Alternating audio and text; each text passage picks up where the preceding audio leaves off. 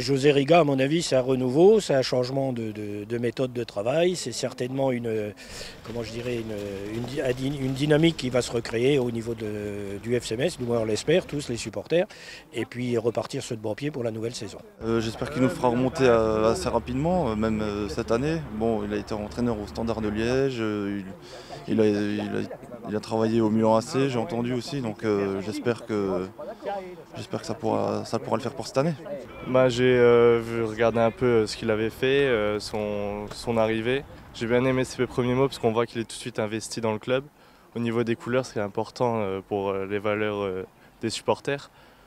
Donc rien que ce premier geste-là de se montrer investi dans le club, c'est déjà un bon signe.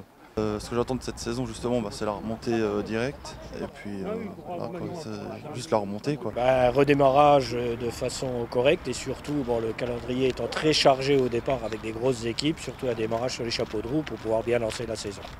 Je pense qu'il y en a besoin et surtout qu'ils reprennent confiance et le fait d'avoir des bons résultats en début de saison permettrait de redémarrer sur de bons pieds et espérer remonter en Liga à la fin de la saison. Au niveau du calibre, on est quand même un club qui revient de Liga avec une expérience de la Ligue 2 comparée à d'autres clubs. Donc il y a quand même moyen de faire quelque chose malgré la dernière saison qui nous laisse un peu de peur. Mais bon, voilà. Il y a quand même cette confiance au fond. Du mercato, recruter des bons joueurs et puis faire place un peu aussi à la formation parce qu'on a tendance à trop vendre les jeunes joueurs. Par exemple Olivier Kemen qui est parti à Newcastle, Maxwell Cornet qui est parti à Lyon. Il faudrait peut-être qu'on garde un petit peu nos joueurs. Ce serait bien de préserver ça vu qu'on est le 4e meilleur centre de formation de France si je ne me trompe pas. Donc ce serait bien de garder quelques joueurs. Souvent le FCMS nous réserve des bonnes surprises en espérant que ça sera le cas encore cette année. Même si aujourd'hui on ne parle pas beaucoup d'arrivées, pas beaucoup de départs, mais je pense que ça va se décanter. Et il y a la possibilité jusqu'à fin août de recruter, donc j'espère qu'ils feront ce qu'il faut.